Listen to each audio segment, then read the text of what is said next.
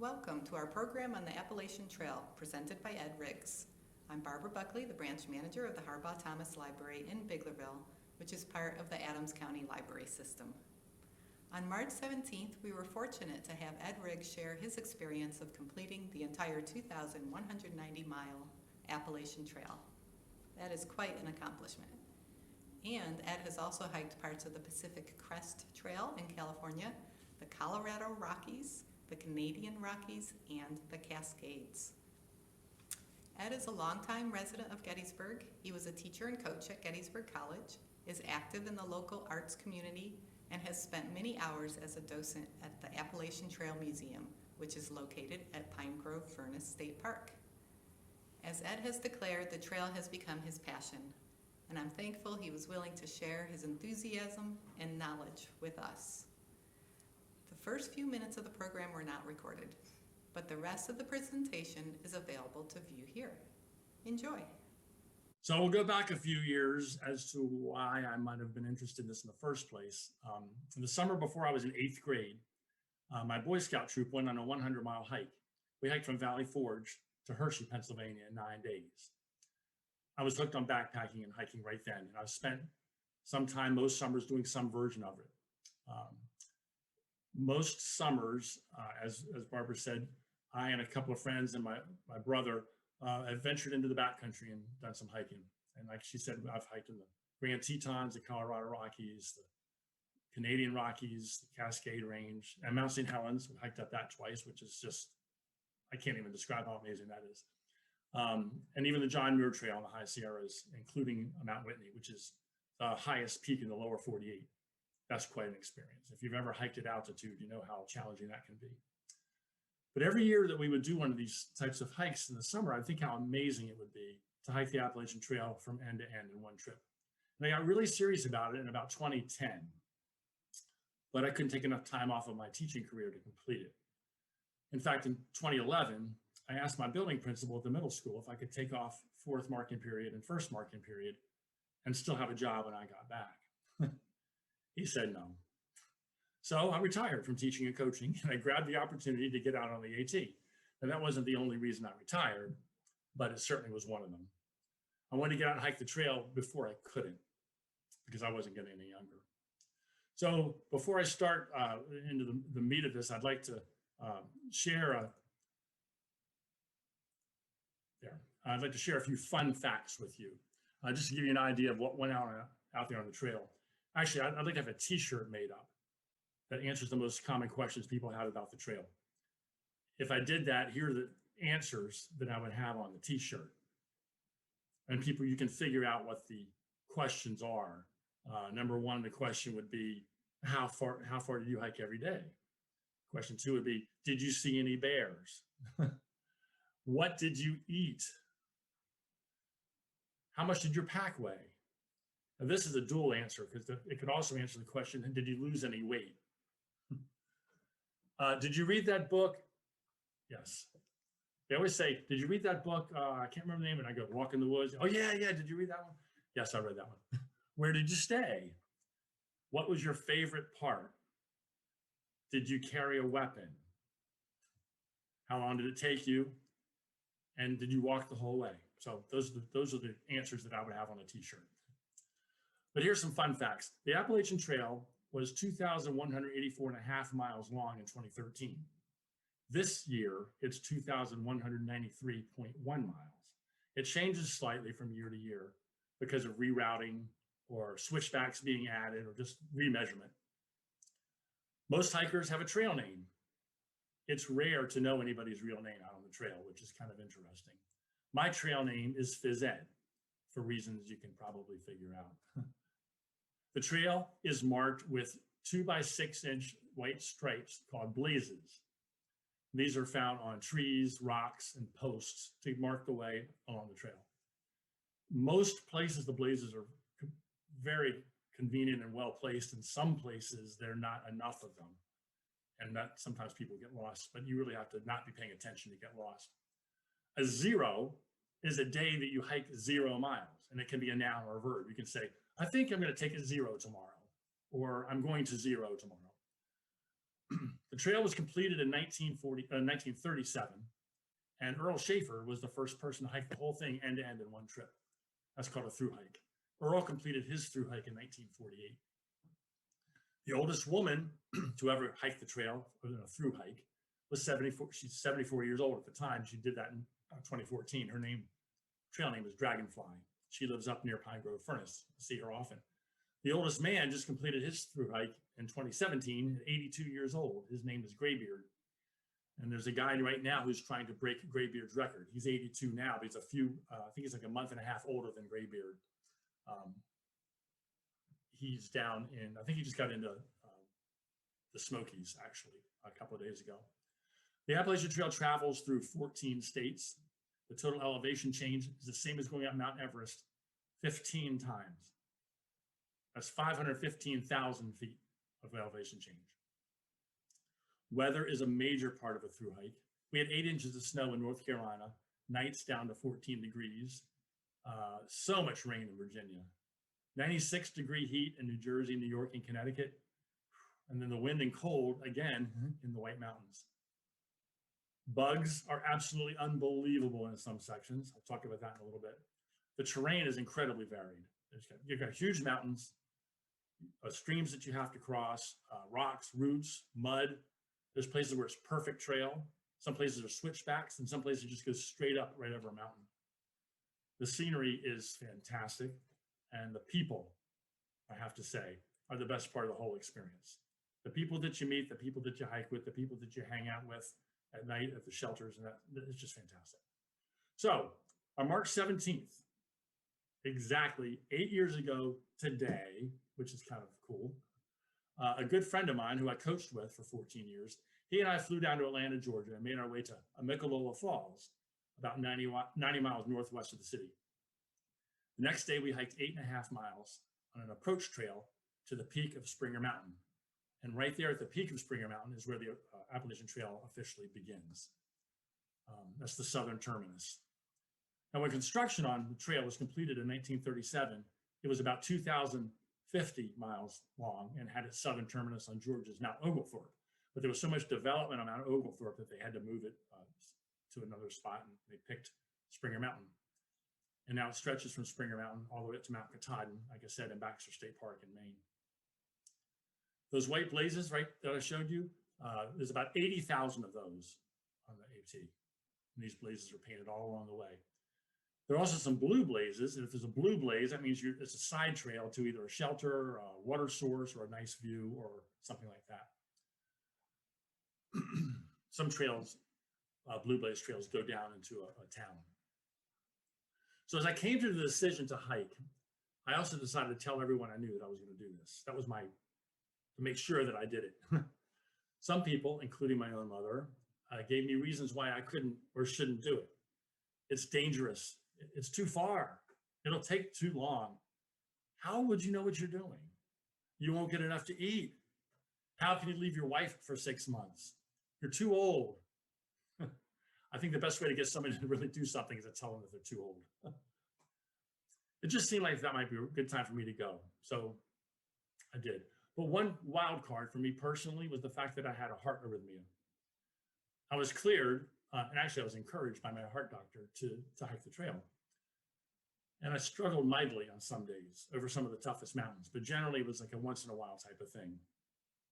I remember though on one particularly bad day making a comment to my buddy that if every day was like this, there was no way I could make it to Maine. So I would travel on, and the next day was always better. I never had 2 bad days in a row.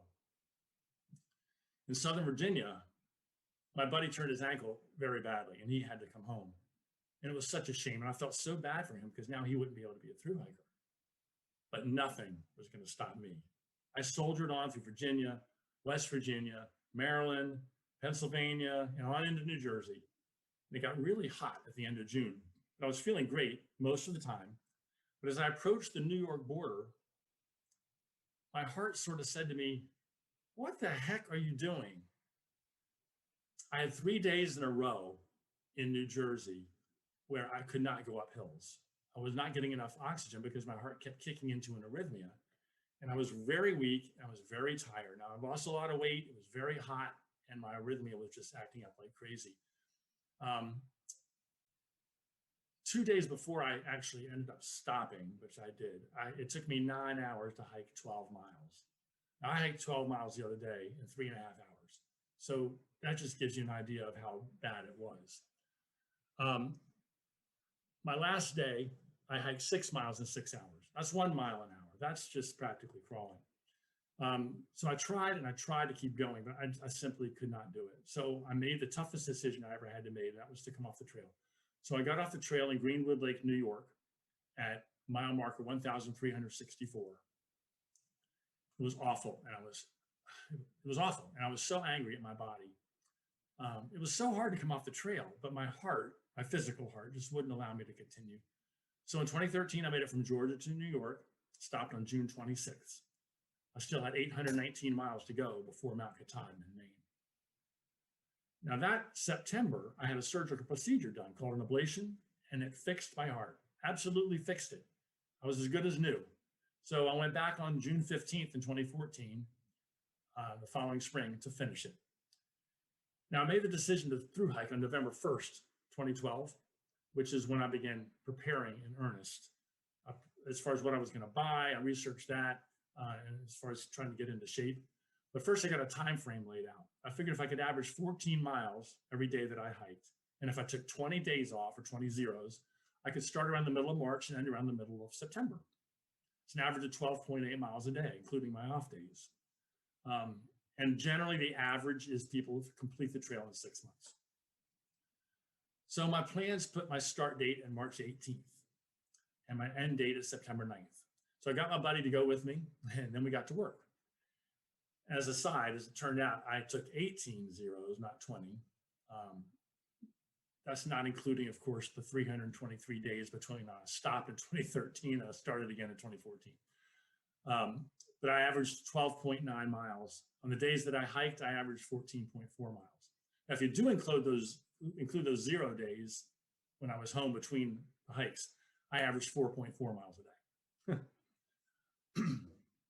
So I decided to get all new equipment. The canvas backpack with an aluminum frame from 1968 was not a good choice for 170 days on the trail.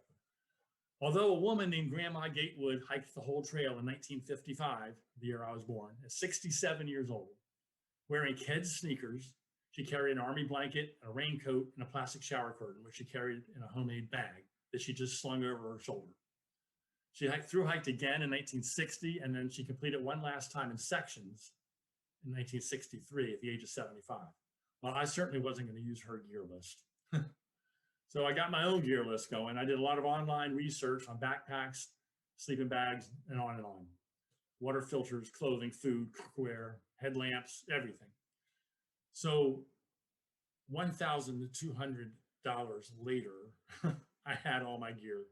Now that's a lot of money, or it's not a lot of money, because you can get super light stuff for way more expensive than that. But I started completely new with everything. The start weight of my pack was about 31 pounds, but depending how much food I got when I would resupply, it might be a little heavier than that. And sometimes it was even lighter. I had read about 11 books on the Appalachian Trail. I watched countless YouTube videos of through hikes and gear lists. And I'm not proud to say that to this day, about half the books that I read are books about the Appalachian Trail or the Pacific Crest Trail or some trail. And I watch just about every YouTube video that there is. Every day. I told you I have a problem. To prepare physically, I ran, I lifted weights, I exercised on an elliptical machine. By the middle of February in 2013, I was done with my preparation. I was just waiting for the day, March 17th, when I could fly down to Georgia. Now, one might expect the weather in the middle of March in Georgia to be spring-like. Not in March, and certainly not in 2013. In fact, I don't think I considered it was spring until I was about 100 miles into Virginia at the beginning of May. We had rain, snow, ice, hail, gale force winds, and temperatures as low as 14 degrees early on at night. And then when I reached Pennsylvania, New Jersey, and New York, it was so hot. It was a tough weather year on the trail in 2013. The Smokies, though, were the worst. Unbelievable. We had a lot of snow, and there was ice, and there was also rain.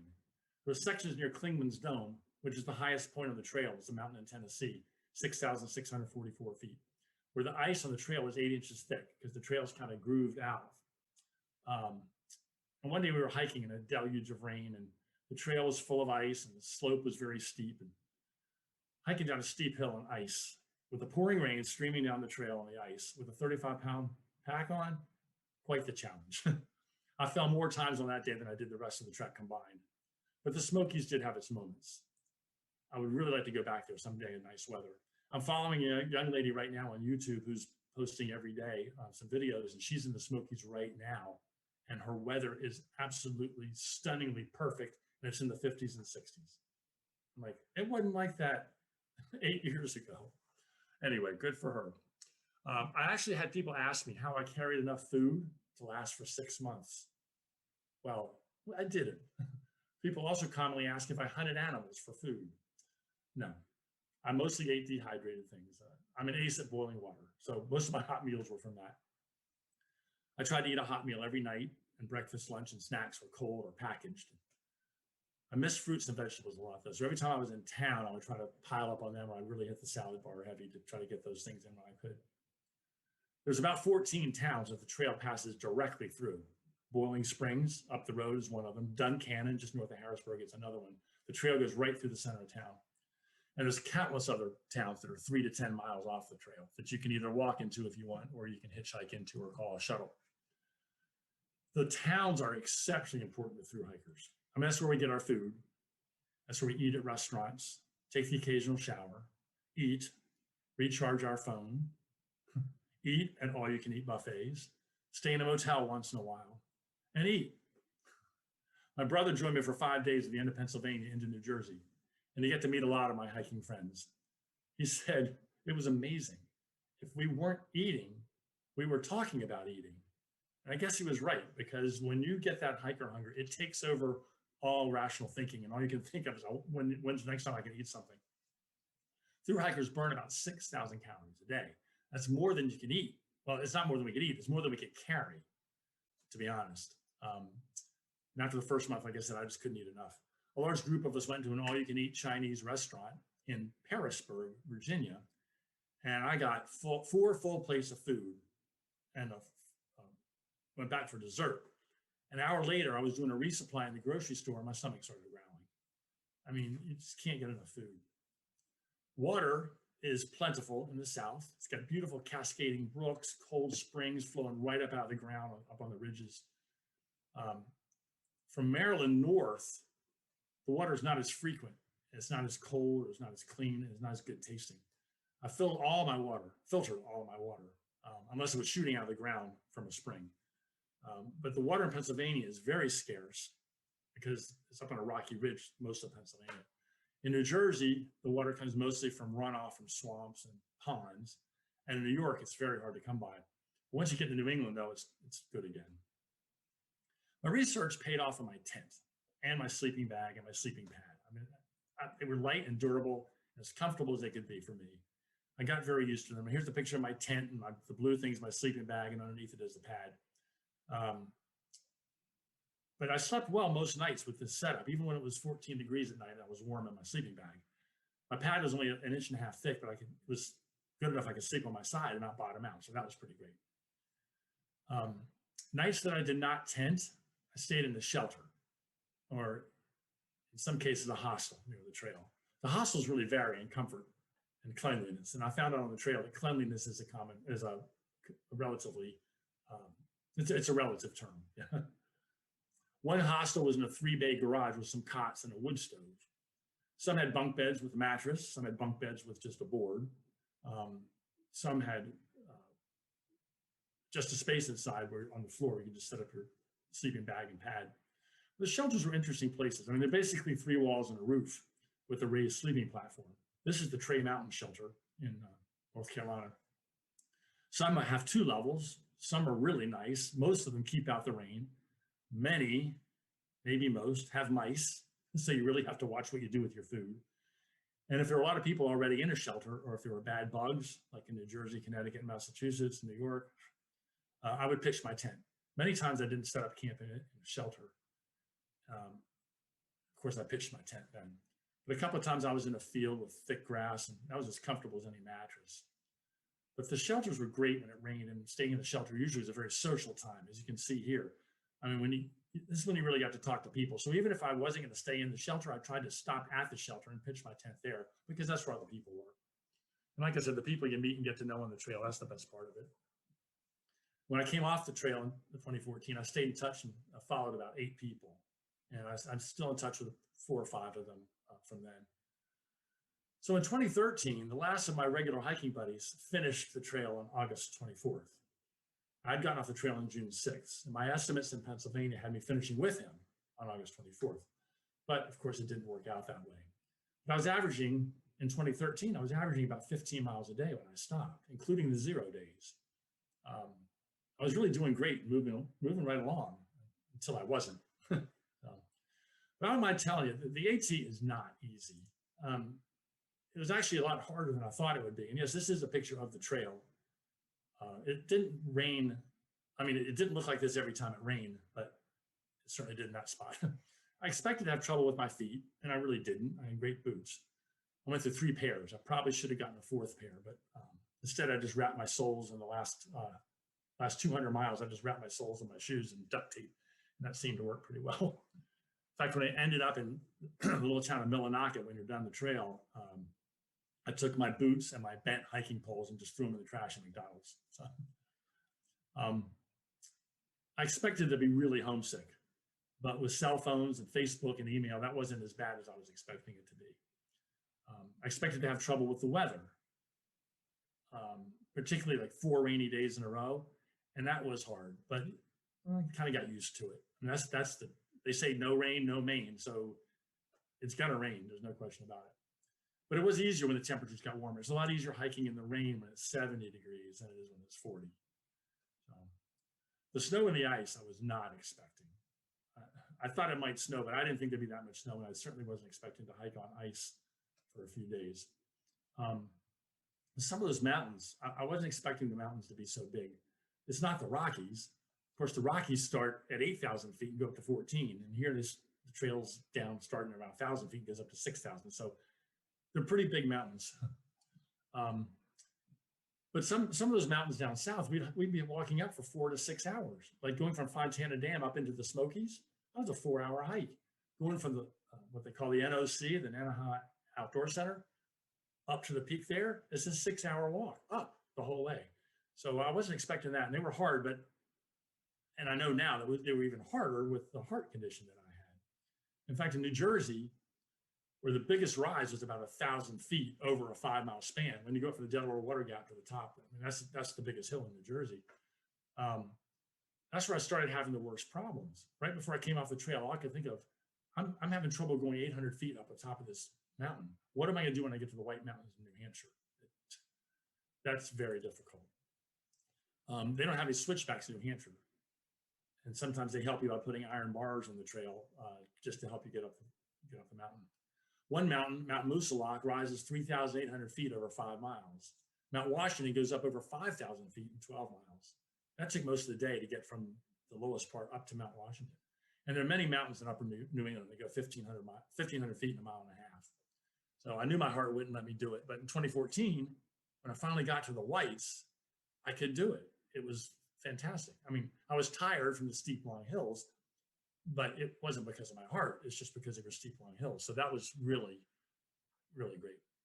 The trail is so varied in terrain too. I mean, this is me crossing a stream after 4 days of rain. That was a little hairy. I have all kinds of stories about that.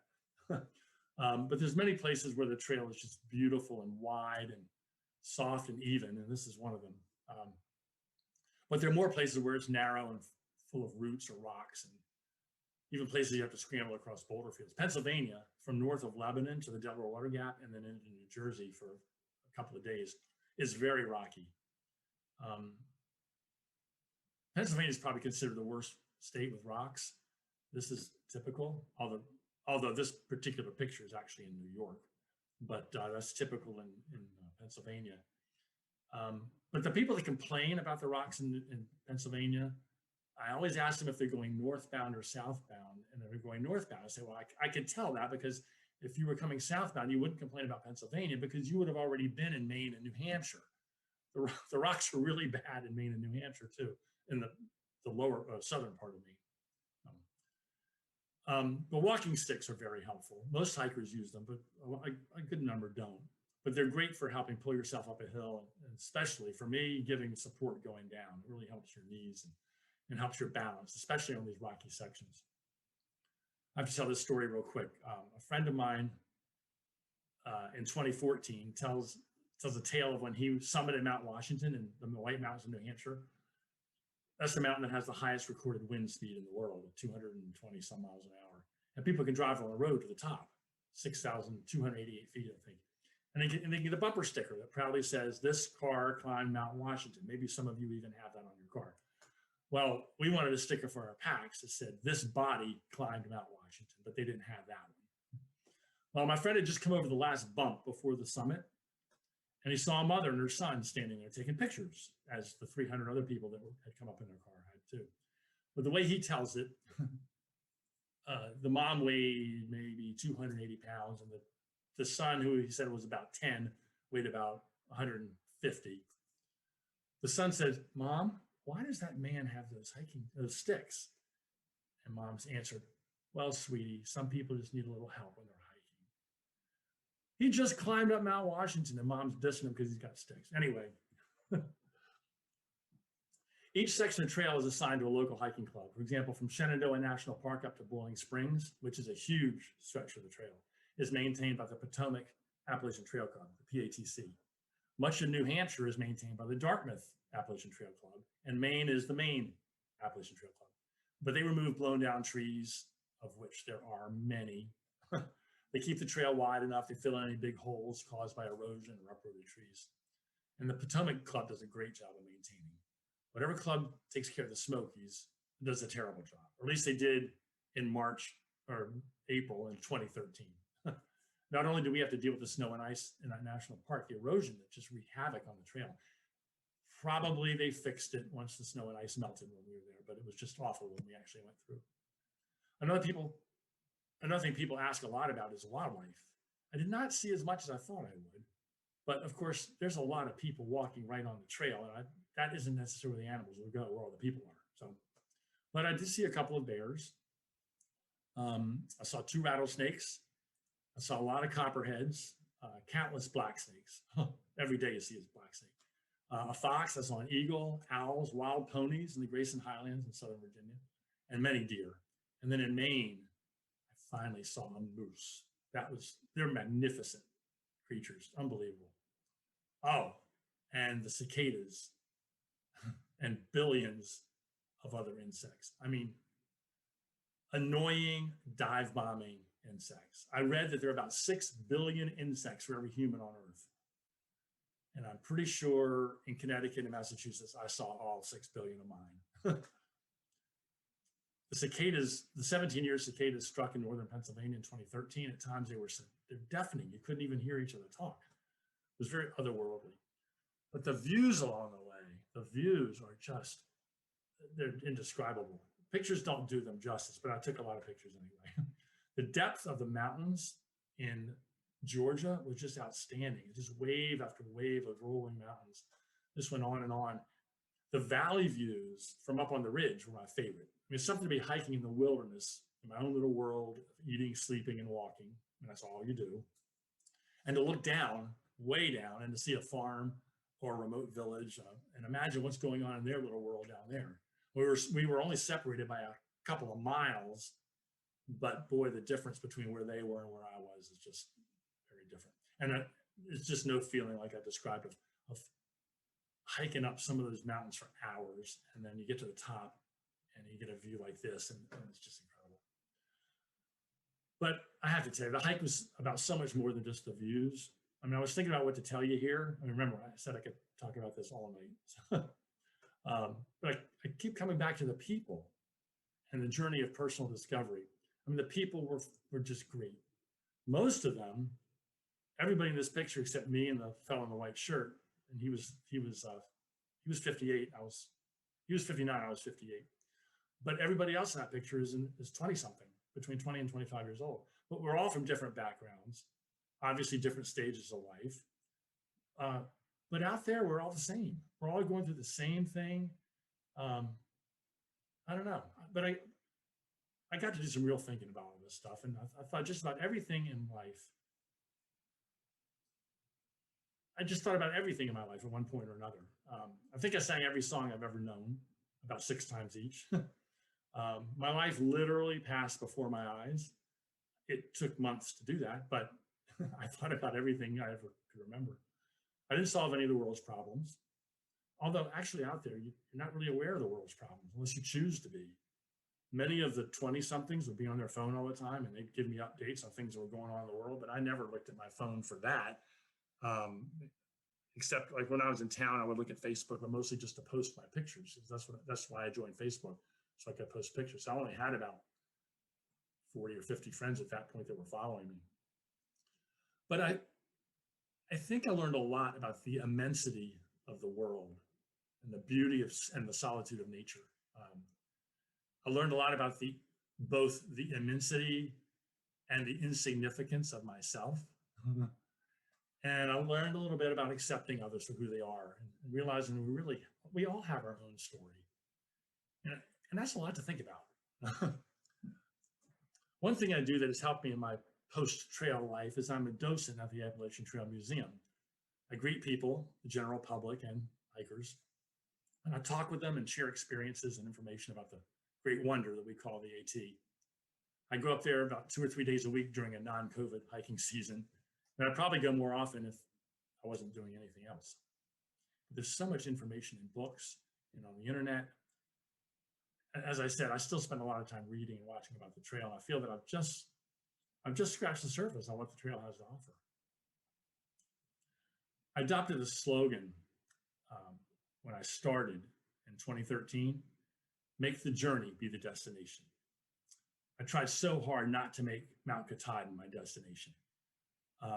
It was just too far away. When you're in the Smokies worrying about the snow and the ice, it's hard to think, oh, I got to get to Katahdin.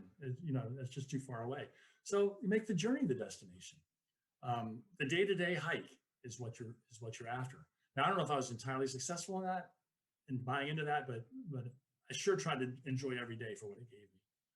And now I'm actually glad I was forced off the trail. I mean, it taught me a lot. I learned about persistence, about being positive, taking care of myself, being realistic, doing only what I feel I can handle. These are all good life lessons, right? And the value of liking what you're doing, really liking it is, whatever it is that you're doing. So I said I was going to finish, and though it wasn't exactly as I had planned, it's exactly what I did. That's all I do want to share one more story. I've got a bunch of stories, and I know that my time to speak is ready for time for questions, but I want to tell one story that's very significant to me, and you'll hear. When I got back on the trail in June of 2014, I thought I was ready to go. I was just going to waltz through this like it's a piece of cake. When I got back on, I struggled. I mean, I really struggled. The heat was in the 90s for the first 4 days back in 2014. And the terrain in New York, which on the trail profile, it looked like it's little bumps. Those little bumps were deep, steep, short hills, and it was very rocky. So I started up the second year on my own, and on my 3rd day back on the trail, I just felt terrible. In fact, I was very weak, and I was oddly very unmotivated. I didn't feel like eating anything, and that worried me. I kept taking long breaks of like an hour or more, and I was going miles shorter each day than I had planned. It was frustrating because it was so incredibly hot, and I thought I was ready for this. Then I met Quaker. Quaker, that's his trail name. He is a professor at a university in Western Pennsylvania. And he and I met, as it turned out, my first year in North Carolina. And he had to get off the trail for physical reasons as well in 2013. We both got back on the trail in 2014 at the exact same spot in Greenwood Lake, New York, 1 day apart. In West Mountain in New York, it was really difficult for me. I stopped for a break at the top, and there he was. We hiked together over Bear Mountain to the Hudson River, and then we got separated at the Bear Mountain Zoo, which is the lowest point of the trail at 220 feet. But I figured I would never see Quaker again. The next day was just awful for me. It was drizzling. The hills were just killing me. there's a very, very steep hill on the east side of the Hudson. That was like the first thing I did that day. And I felt similar to 2013. I mean, I honestly thought maybe my heart was still wrong with it. Every step I was just arguing myself whether or not to continue. And how soon can I get off the trail and catch a train to New York? All I could think of was the beach, my wife. We have a cabin in the woods. How much nicer it would be there to be in this terrible place. I felt that way all day. So I decided, I actually decided I'm going to go home. So I was hiking to Graymore Spiritual Life Center in New York. And I decided the first person I see, I'm going to ask them to help me get to New York City so I can take a train home. And I figured it would be a monk or somebody who worked at the monastery. Well, I come up to this pavilion where you're allowed to camp. And there's a guy, I'm right up to him. I was going to ask him, he turned around, it was Quaker. I have no idea how he got ahead of me, because we got split up at Bear Mountain. But there he was, and he convinced me. He said, "Ed, hike with me for a couple of days. I go slow and steady. Wait till you feel better." And I did that, and we did go slow and steady. And he was so positive, and I did start to feel better. I got my appetite back. Miracle of miracles, I started to feel good. I started singing on the trail again, enjoying the journey. Look forward to tomorrow. So that was because of Quaker. He split for good we split for good when he took a 0, and then I went on. But I adopted a new slogan then for 2014, and that was one day at a time. And I thought that every single day. I said, all right, here's this day, and I'm going to enjoy it, and then I'll worry about tomorrow. And it worked. So at that point, then I was fully devoted to finishing. I had no negative thoughts the rest of the way. And when I summited Mount Katahdin on August 21st, Quaker was the first person I thought of. I'll forever be grateful to him. So, like I said, the people, excuse me, the people are what make the AT for the thru hiker. And Quaker was there for me. So. All right, so that concludes what I have to say. Barbara, are there any questions people have? There are, Ed. Thank you for all that Sure. inspiring stories. It makes me want to get out there. Here's a question. What was the best item in your hike kit? My tent. I can say that unequivocally. I shopped far and wide for my tent. I ended up getting it from a woman who sewed them in her garage out in Utah, I believe. It's very light. It's got a nice rain fly, and I was in some serious thunderstorms and hailstorms, and I did not get wet one time in my tent. It was great, and it was very, very easy. I used my hiking sticks to set it up. It didn't have its own sticks, so it was very easy to set up and take down. Oh, okay. Here's somebody who says, nice, fun facts. Here's another question. What were the most interesting trail names, and how did they get those trail names? Well, there's a couple that come to mind that I don't want to share, but two that I often tell people about because they're good examples of how you get a trail name. So usually you're given your trail name by someone on the trail. I was given mine, phys ed, by my daughter before I left. And I was kind of glad because some people, all right, there's one woman, she tried to, in the middle of the night, you wake up and you have to go to the bathroom. Well, if it's cold, you don't feel like getting up out of your tent, going out and go to the bathroom, come back. So she would try to pee in a bottle.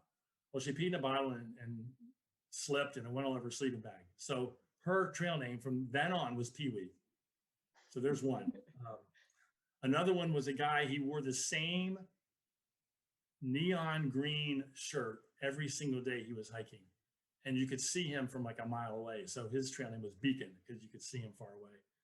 And one of my best friends, she had just graduated 2 years before from Virginia Tech and I'm sorry, from William and Mary. I was thinking of somebody else from William and Mary. And she liked this guy and she kept trying to keep up with him because he was a good hiker. And someone said at the shelter one night, she was saying, did anybody see Great Legs? By the way, Great Legs gave himself his trail name. I'm just saying. So then we see Great Legs and somebody said, it's like you're chasing him. Chaser. So her trail name from then on was Chaser. And I see her once a year because she brings middle school kids up to the Appalachian Trail Museum and they spend a few days camping in Pine Grove Furnace. And I get to see her. And every time I see her, I don't call her her real name. I call her Chaser. Hey, Chaser. And she goes, phys ed. And everybody's looking. I was like, what's wrong with you guys? That's the way it is. Okay, let's see. What was the hardest part of your hike besides coming off the trail? Uh, that's really good. The way I'm usually a smart aleck when I answer this, and I think hard, and I go, I think it was that section between Georgia and Maine. That was the hardest part. That the whole trail is hard, but there certainly are parts that are more difficult. The White Mountains are very difficult because of the steepness and the lack of switchbacks. And the southern third of Maine is probably the toughest part. In that southern third of Maine, Maine really flattens out when you get about halfway through. But the beginning, it's very steep, very rocky, and there's peat bogs. And if you slip off the little bridges, you sink up to your hips. I'm not kidding. That was difficult. And then a place called, maybe you've heard of it, called Mahoosuc Notch. They call it the toughest mile of the trail. It's a place where two mountain ranges are like this, and there's a valley or notch in between, and all the glacial rocks have fallen down into that notch. And the rocks are as big as a Toyota or a house.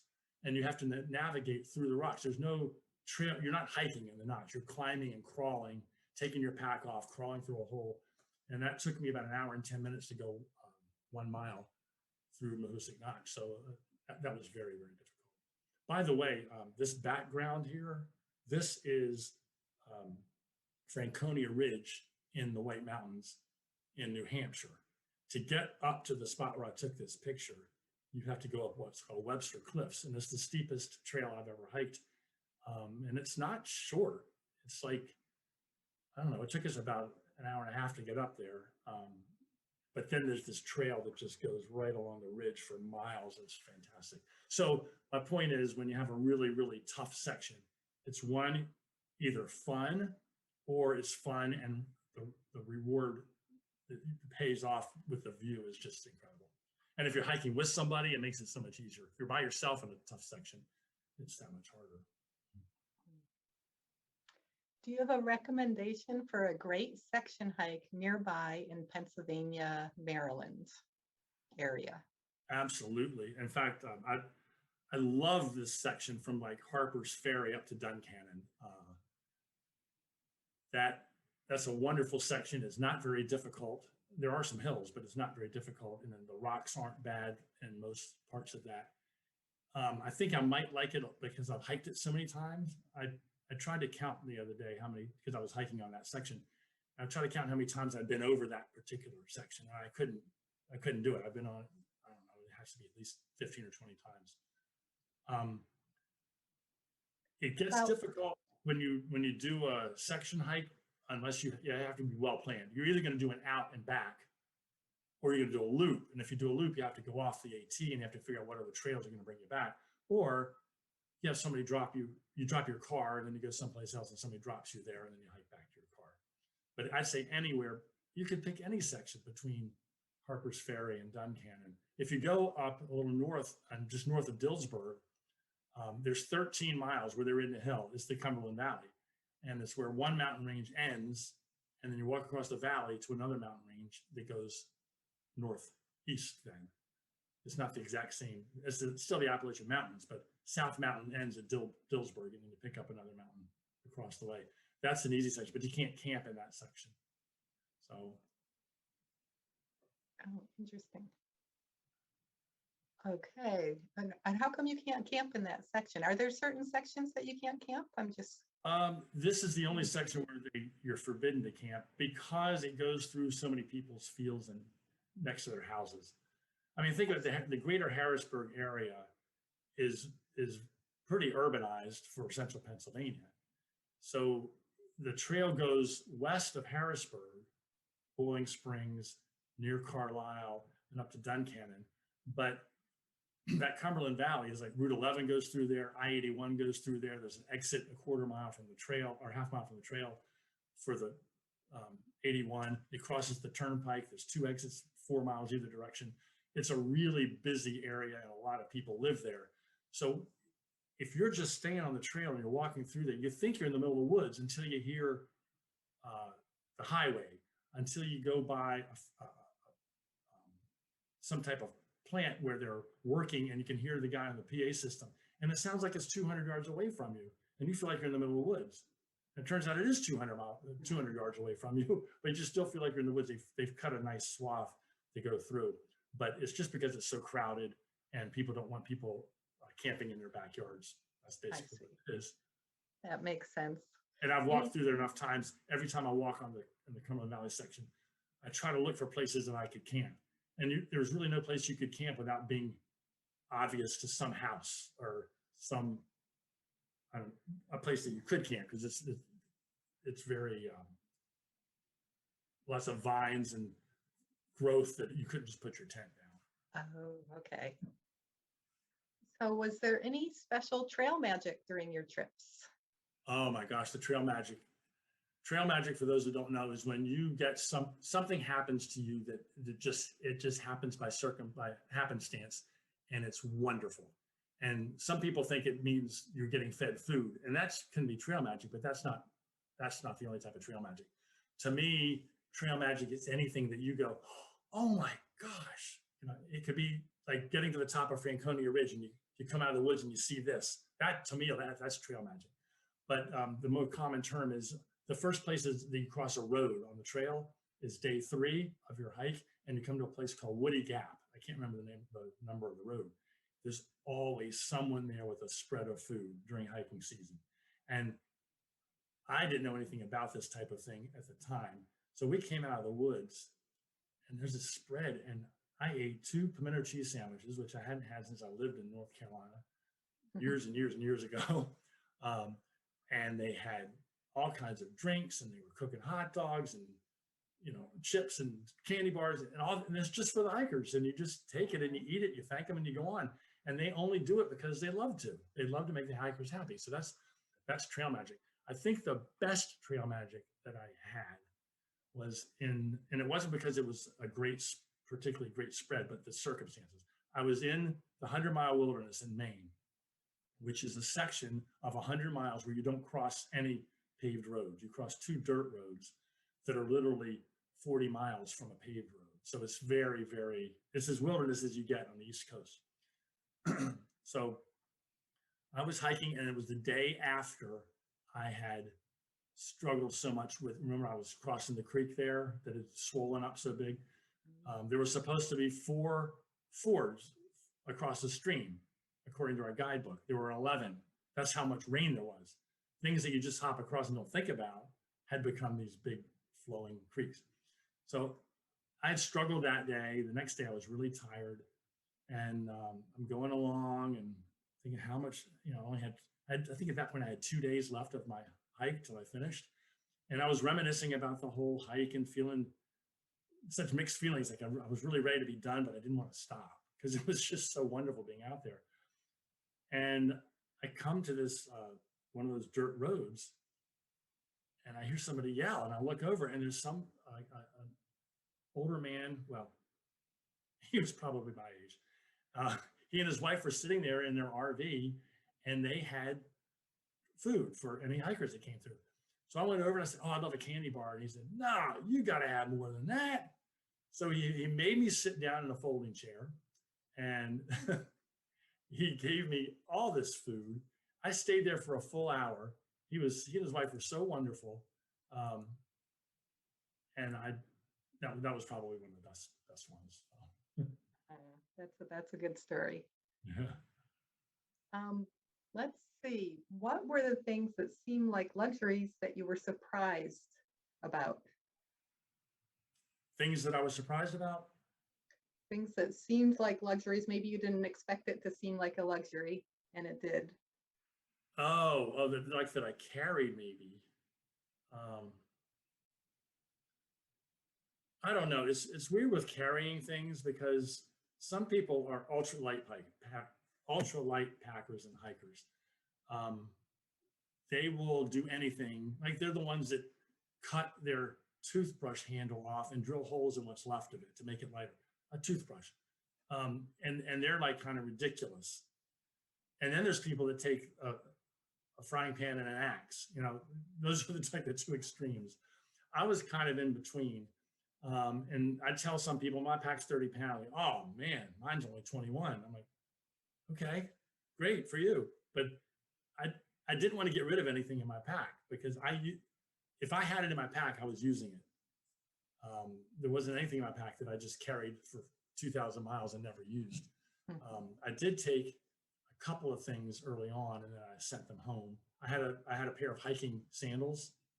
Turns out those were so heavy, and I didn't need to have that. I just needed flip flops. So I was in a Walmart in a town, and I bought a pair of $2.98 plastic molded flip flops and sent my boots home. So All right. yeah. Do most hikers go from south to north or north to south? Most go from south to north, and the reason, well, there's a couple of reasons. The biggest reason, though, is the weather. If you're going to start in Maine, you can't really start until June 1st because, I mean, right now people are hiking the trail, but they can't even get on Katahdin. There's so much snow and ice right now.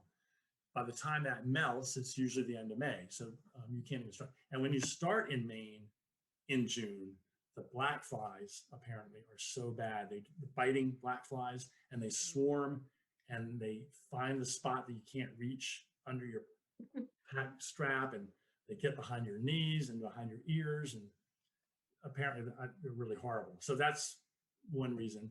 So when you start, some people have started in February this year, and a lot of people are starting now. And like I said, I started in the middle of March. If I had to do it over again, I'd probably start 2 weeks later just because of the weather I experienced. But you kind of follow spring. You know, it's spring at the end of March in Georgia and North Carolina, and then it's spring in Virginia, and then by the time you get to Pennsylvania, though, it's pretty much summer. But that's kind of, in fact, Earl Schaefer wrote a book after he hiked called Walking with Spring, which is exactly that phenomenon of following it up. And also the fact that more people go south to north is enticing because the people part is so great. Now, if someone wants to have more of an isolated hike, being by themselves more, it's definitely a better idea to go north to south. And now there's a phenomenon called a flip-flop. Typically, someone might start, say, in May at Harper's Ferry and hike to Katahdin. And then they'll come back and go to Harper's Ferry, and then they'll hike south and finish at Springer. And there's a lot of advantages to that with bugs and things, but it isn't a straight. I wanted, when I did it, I want to go from Georgia to Maine in one fell swoop. Now, I did 2 fell swoops, but still, but it's still a through hike if you hike. Technically, if you hike the whole trail in 1 calendar year, every step of the trail, you're a through hiker. So technically, I was not a through hiker because it took me a year and a few months. But whatever, I still did the whole thing. How did you prepare for the section where you have no way to communicate with people? Yeah,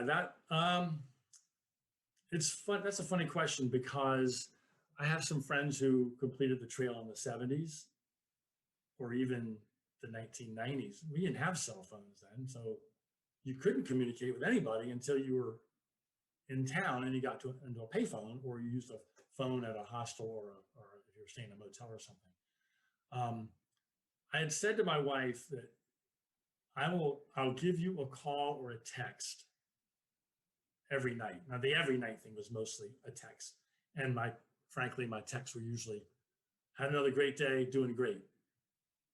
Even if I'd fallen in the river and floated down the river, everything was great because I didn't want her to worry about me, for one thing.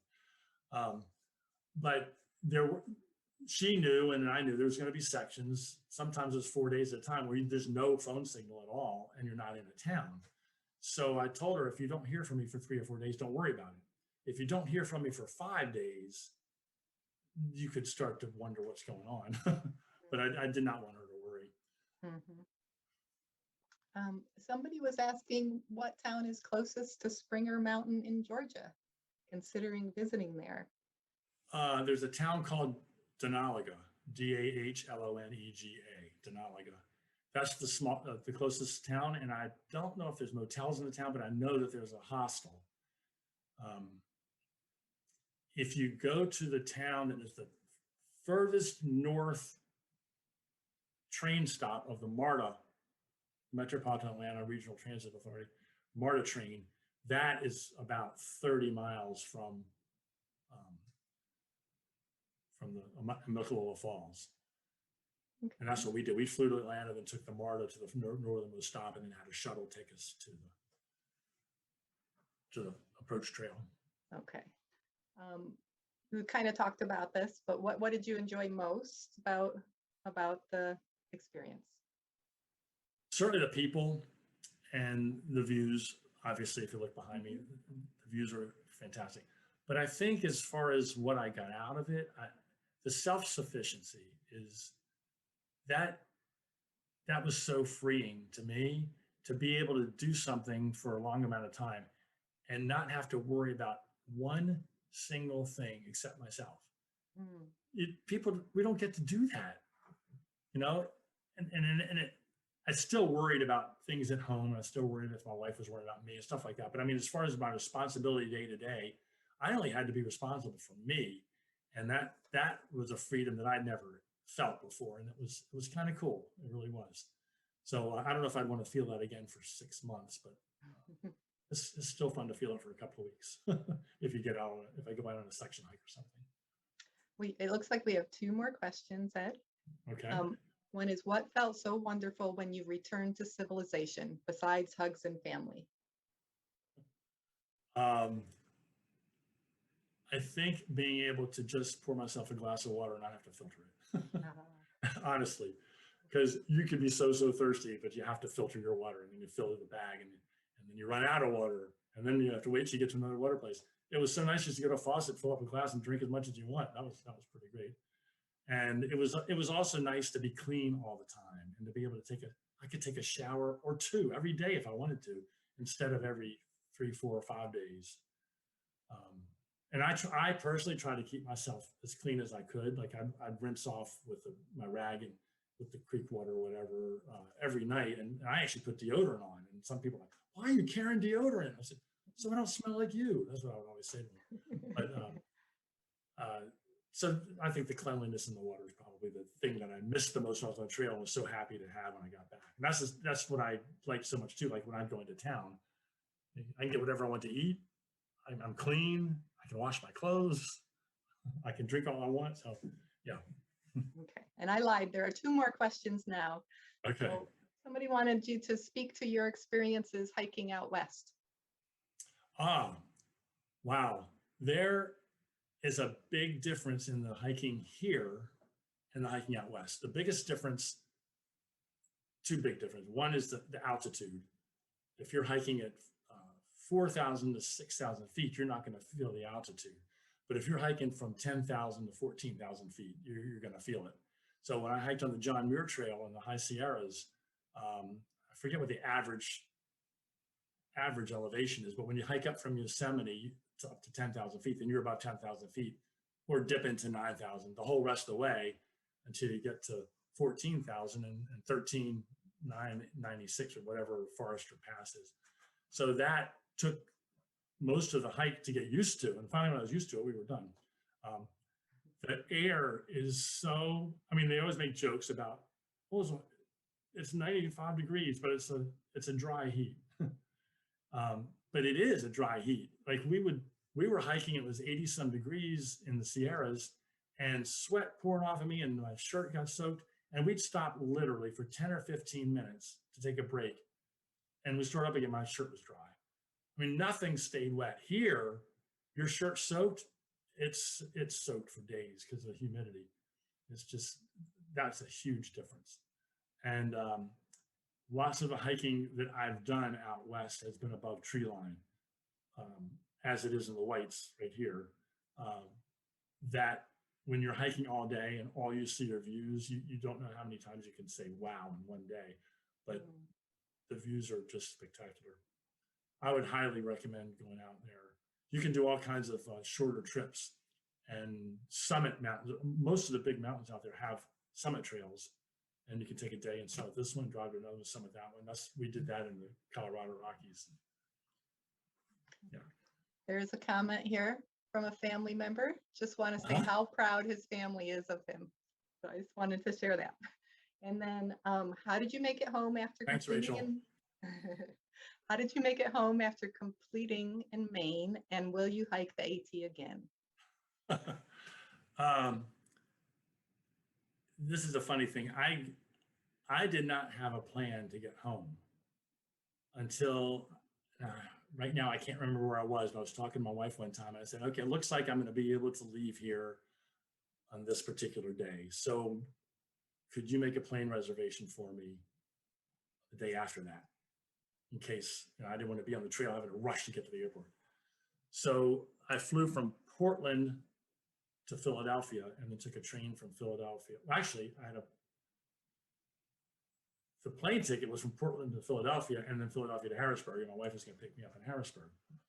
I got to Philadelphia at 10 o'clock at night and they said the flight to Harrisburg has been canceled. I'm like, what do you mean it's been canceled? So they were going to put us up in a hotel at the Philadelphia airport. And I'm like, I'm going home. I don't care. So I went to Amtrak, took the train from the airport in Philadelphia into the city and got on an Amtrak train that took me to Harrisburg. My wife picked me up there. But I couldn't let my wife know until she was already in Harrisburg, because by the time I knew that I wasn't going to be doing that, she'd already left and gotten there. So she drove to Harrisburg, drove home, drove to Harrisburg to pick me up at the train station. Came back. The second question, I would love to hike the Appalachian Trail again. It was amazing. I just can't say enough about it. But I did it one time, and my knee is not very good. And I don't know if I'd want to have my wife be by herself again for 5.5 months. So I'm not going to hike it again. And I'm getting kind of old too. Although somebody hiked it at 82, so who knows? Okay, I think that concludes our question period. And I just want to say again, thank you. I kind of felt like we were around the campfire hearing all the stories, minus Oh, the good. bugs. It was really nice.